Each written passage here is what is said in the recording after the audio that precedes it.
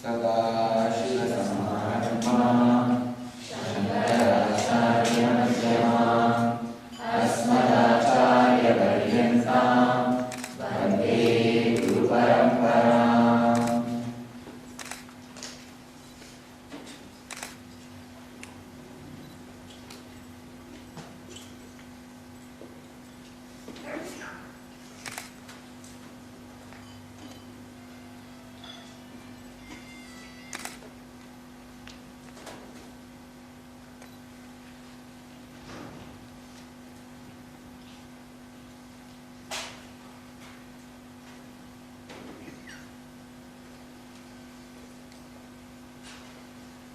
I welcome you all with my love and respect.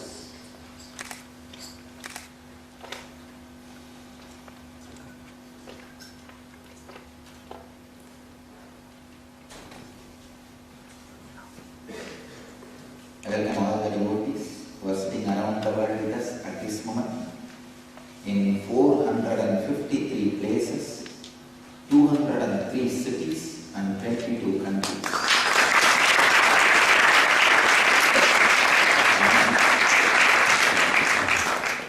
7 cities I am able to see: Los Angeles, San Jose, Seattle, Ohio, Hyderabad, North Vancouver and Redondo Beach. These are the cities I am able to see, but all other cities, 453 places and 203 cities, 22 countries are able to see us. So I just wanted to remind all of you, get into Padmasana or Vajrasana or Sukhasana, Samana Mudra and unclutched move. We'll start the enactment.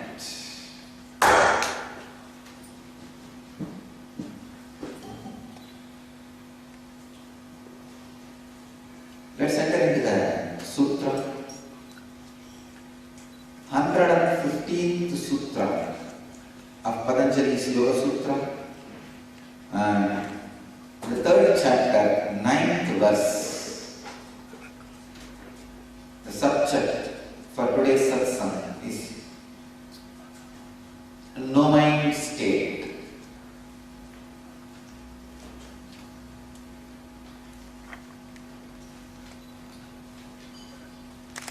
One of the most searched words in the spiritual world, the internet. No mind state.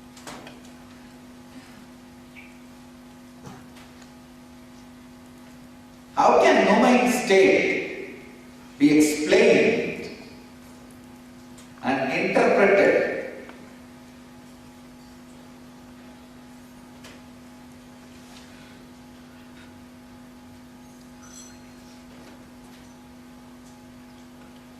by mind?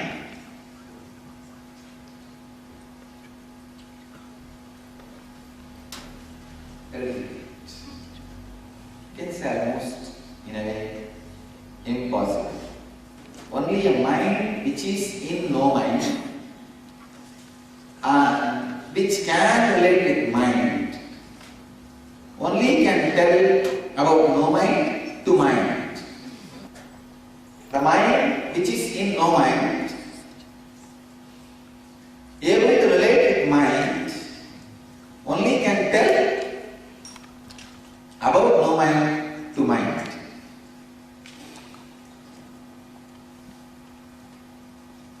Let's see how Patanjali gracefully puts the state of no mind in the words with which minds can understand. Viyuddhana, Vyuddhana, Nirodha, Sanskarayogo, Abhibhava,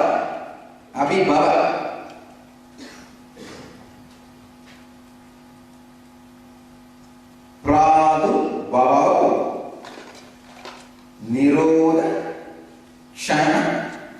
chitta anvaya nirodha parinamaha.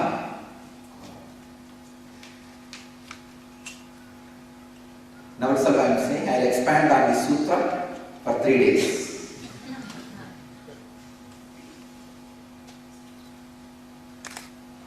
Masters like Patanjali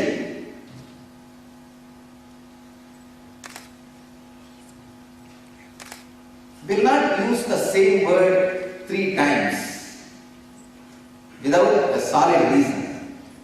Understand? Patanjali is not just a guy who knows the theology and spiritual ideologies. No. He's a grammarian.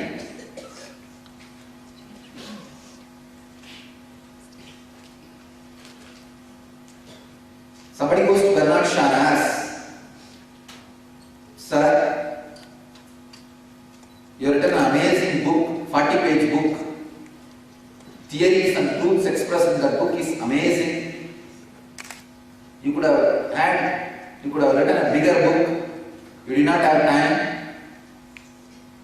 He said, "I did not have time is true, but if I had time, I would have written a smaller book, not bigger. Because I don't have time, I am not able to edit and reduce the words, and I just spell it out. If I had time, I would have reduced this 40 page to at least 20. Understand? People who have time, people who can, they say things in less words.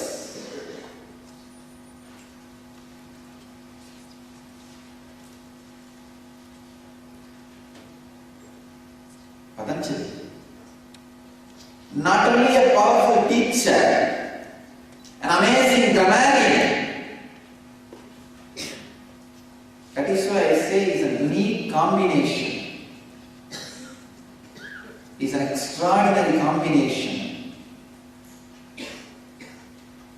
It's an unimaginable combination to express the knowing state in the sweet, poetic language of Sanskrit. He is using the word Nirodha at least 3 times in the sutra. So for every Nirodha I will talk 1 day. He is using the word Nirodha 3 times in the sutra. Vyuttana Nirodha Sanskarayo Abhibhava Pradurbhava Nirodha Kshana Chittanvayo Nirodha Parinamaha.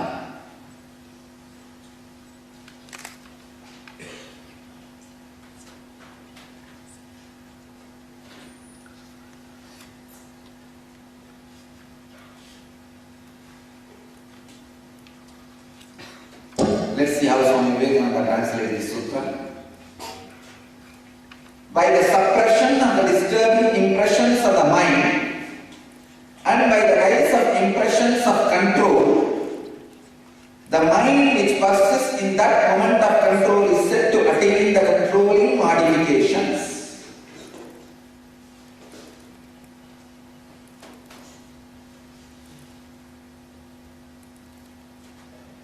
Swami Prabhupada translates as, when the vision of the lower samadhi is suppressed by an act of conscious control,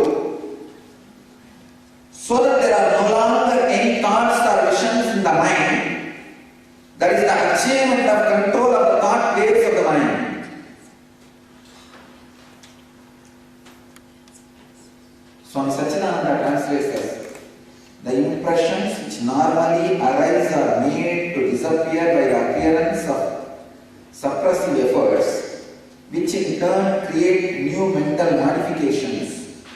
The moment of conjunction of mind and new modifications is Nirodha Parinama.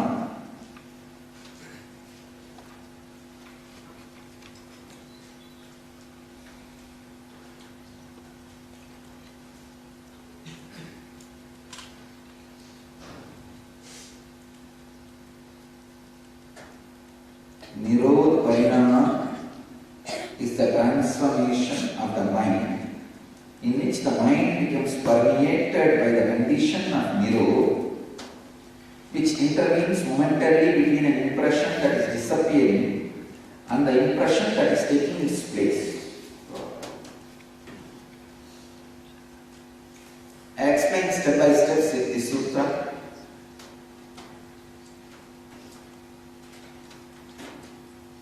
In the sutra, Patanjali is trying to dissolve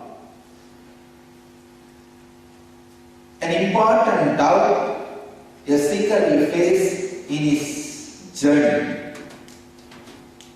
An important question all seekers will face in their journey. If this doubt is clarified, if this doubt is answered, the seeker's journey will be a lot easier and it will be a lot better without wasting the time in unnecessary efforts.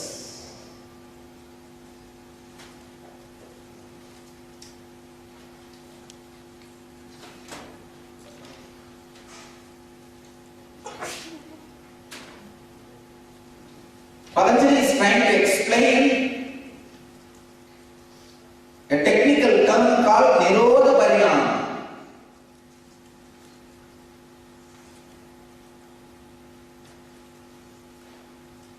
I can say this is one of the oldest doubt, one of the oldest questions all the seekers have. How can a mind with so many thoughts and patterns lead us to no mind state? It almost looks impossible. Somebody asked me, Swamiji, is it not like trying to go to moon with a bullock cart? I said, don't make things difficult with these wrong examples. Relax.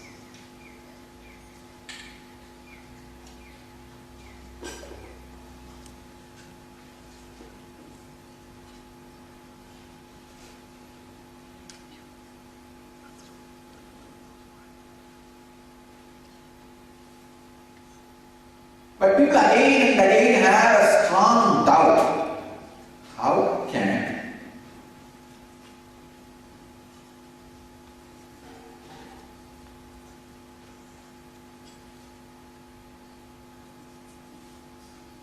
mind with so many thoughts, perversions, suppressions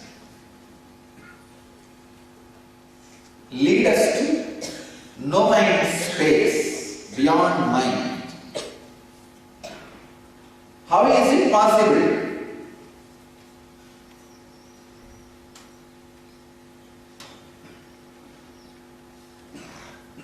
Because any thought, for it to disappear, you need some other thought to come there. How can unclutching is possible from unclutching?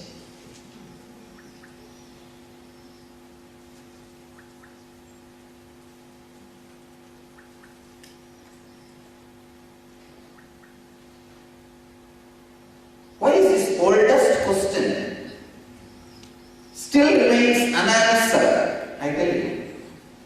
If just this question is answered logically to you, suddenly 90% of your spiritual effort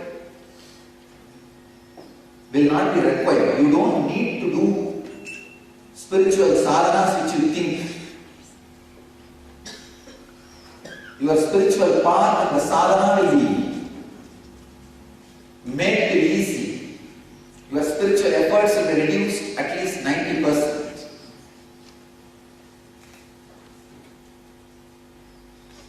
First, I think, I want you to understand the importance of this difficult question, this strong question, and the meaning of this very a problem. By not understanding this problem, how ignorantly you waste your time and energy and effort in wrong sadhanas, how by understanding this problem, you can just disappear into enlightenment, no mind state without any sadhana. I can say understanding this sutra is a technique.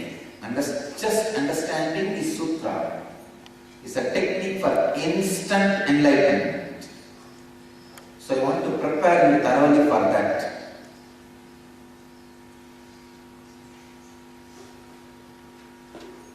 All the dangers and difficult questions we have, all the ignorant and darkening sufferings we have, all the tamasic and rajasic misunderstandings we have, everything boils down to one question: how can the mind lead us to know mind?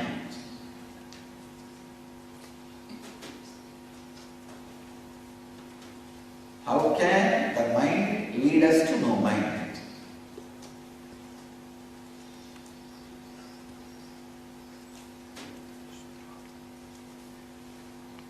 I think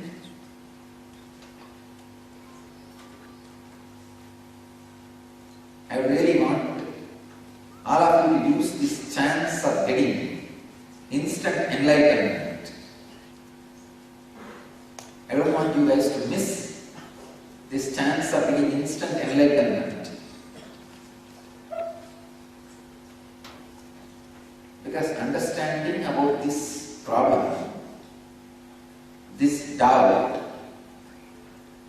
will suddenly take away the fatigue and the hatred, tiredness you carry about the spiritual practice. Spiritual practice is not something supposed to be done quantitatively forever and ever and ever. No. It is the shifts which happen in you qualitatively.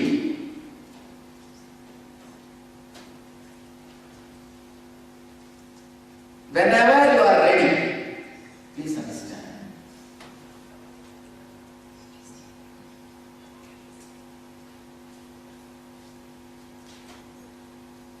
It is not like a 12 years, early morning, every day you will do some same set of things. And the 12th year, because your bank balance is full and attendance is complete, and you are given a certificate, you are enlightened now. No. You may ask, then why sadhana? Because in sadhana, every day your heat goes up, your intelligence goes up, and you take a deeper and deeper shift. You change your consciousness. You take a just jump in the consciousness. The qualitative jumps in the consciousness, the qualitative breakthroughs in the consciousness is what I call Nirodha Parinamaha. The Nirodha Parinamas, the qualitative shifts in your inner space, is responsible for your enlightenment. That takes away the tiredness and fatigue and hatred you carry for sadhana. Please understand. A friend's house is never far away. Even if it is 100 kilometers, you will not even remember it's 100 kilometers away. When we started the ashram here, all the devotees in the Bangalore felt, 30 kilometers away, it is far away. I said, don't worry, you will not even remember it is 30 kilometers. And I know, devotees who come regularly, they don't even remember They know they are going to see Swamiji. When they see Swamiji, they know they are here. That's all. A friend's house is never far away. So if enlightenment is your friend, the sadhana will never be far away. If you are feeling sadhana is tiring, it is boring, it is creating fatigue in you, then still enlightenment has not become friend for you. Enlightenment will become friend for you only if you understand the Nirodha Parinama, the qualitative breakthroughs,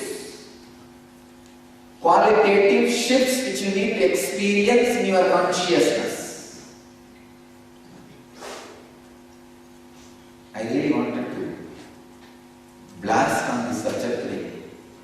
I am fully prepared, ready. But I think I am not going to speak just because I am ready. I am going to speak only after making you ready. If I speak just because I am ready, it's almost like catharsis. No use. I have tremendous respect for Patanjali. With what passion and joy he would have written these sutras, I know. Every day when he expresses these great truths, he would have been seeing thousands of people blossoming, flowering, having the breakthrough in the consciousness. Quantitative, not just quantitative. Quantitative and qualitative shift in the consciousness. He would have been enjoying. He would have been getting the ecstasy. He would have been flowering more and more, seeing that more and more disciples flowering. I wanted to honor the joy and sentiment out of which this great Rishi would have created these sutras. I'll honor these sutras only if I also see more and more people flowering with understanding of this great sutra, not just giving an intellectual theological seminary just because I am ready. No. I want you to be ready. So today, I wanted to give this exercise to all of you, people all over the world who are attending this satsang. Please understand, 453 places and 203 cities and 22 countries at this moment. Till tomorrow morning you come for satsang, have liquid food, liquid diet. Because unfortunately the moment you add solid food to your body, the sharp remembrance part of your brain, the part of your brain which is responsible for remembrance, stops working. The smarana, the non-mechanical part of your brain which is responsible for smarana, gets into marana. Dead. The memory part dies. So for next 24 hours, till you come back tomorrow morning, have liquid diet. If you can, have a little neem juice, because neem makes the remembrance power strong. There is a part of mechanical, non-mechanical part of brain in you which is responsible for short remembrance, clarity in visualization. That will be awakened when you drink neem juice. So I am asking you to be on liquid diet. Means you can drink any number of juices, any amount of juice. Have liquid complete diet, no solid food, have neem juice. Meditate on this one question: how can my mind, with so much of thought, lead me to no mind state? How is this possible? Because to suppress one thought, I have to create another one thought. To unclench from one thought, I have to create at least the thought of unclenching. How can this lead me to the space where there is no thought, where there is no suppression, where there is no modification, and where there is no mind? Understand? 3 instructions. First, no solid food, only juice. Second, at least 100 ml of neem juice. If you don't get neem juice, at least 5 leaves of 5 neem leaves.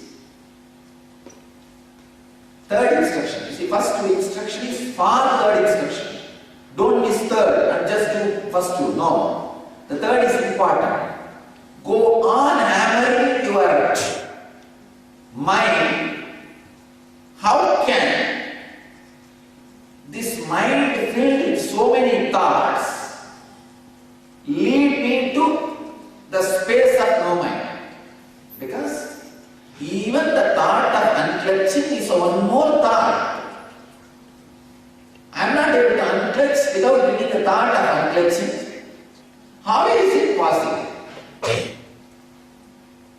Intensely remember, contemplate, squeeze your brain just with this one thought if you have.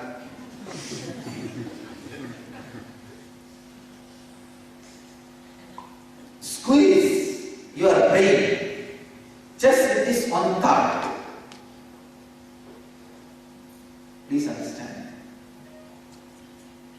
I am giving you the clear technique because just understanding of this Nirodha Parinama can lead you to enlightenment. I am not joking or making fun or exaggerating, no.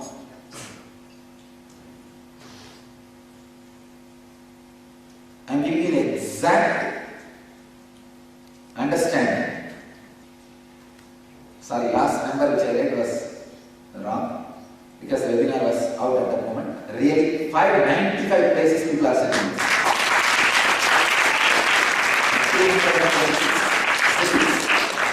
And 24 countries. Please understand, I wanted to do this working on Yoga Sutra and Brahma Sutra like a mystery school. Every day I wanted to give you the proper technique and prepare you, ready, and then take you to the next level. I wanted to hit when the iron is hot. So I am making the iron hot. Tomorrow I will hit. And after hitting, day after tomorrow I will make it cool. So that it becomes permanent.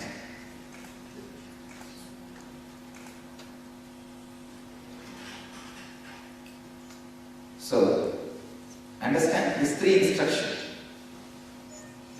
No solid food, but any amount of liquid is okay. You can take 10 juice or 20 juice, okay, no problem. And neem juice, at least once, 100 ml. If you don't get neem juice, 5 neem leaves, okay. Third, whole day contemplate. While you are driving, sitting, talking, doing anything, contemplate. Don't think, I can't understand. Anyhow, tomorrow Swamiji is going to tell you, let me listen. Why necessarily think about all these things? No. It is like a plowing the land. I want you to plow your mind with this one question today. So that tomorrow when I put the seed, immediately sprouting happens. So today whole day think on this question again and again and again.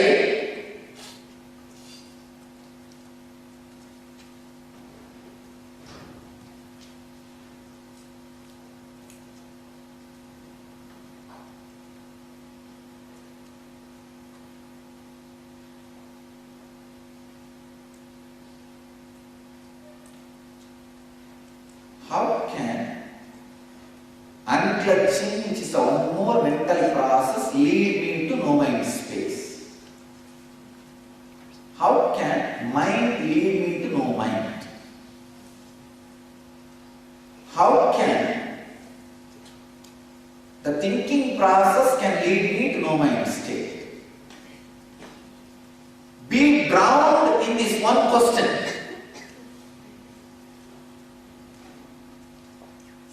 Let this be your mental occupation. You will come up with so many answers. No. Unclutching, not using the word, by using the mood, can lead me to someone. Mood is also one more thought. Be very clear. No. I have practiced unclutching a little. These are very unnecessary. It's okay. Come on, let me have that. Your mind will either tire you, or divert you, or comfort you, or console you, saying, tomorrow we are going to know the answer. Why are you bothered so much? Why don't you wait for 24 hours? Swamiji is going to answer. No, I am not going to answer. I want you to dig out and meditate and contemplate on this one question. What is Nirodha Parinama? How can mind lead to no mind state? You yourself dig out whole day. Tomorrow when you come, literally your brain should have a special groove. Just thinking and contemplating and meditating on this one subject. Please understand, if you think on any special subject very strongly, it will become a groove in your mind. You should have that groove tomorrow. Only then I can sow the seed of Nirodha Parinama. You can sow the seed of Nirodha Parinama in you only if you create this intense thinking, contemplating, seeking.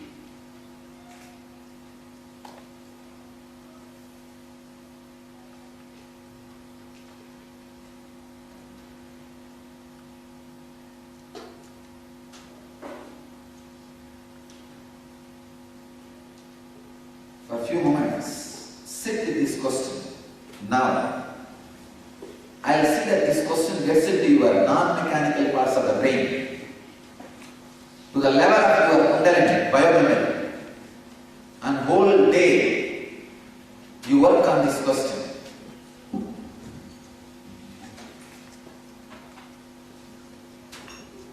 Close your eyes and sit in Vajrasana and Samana Mudra.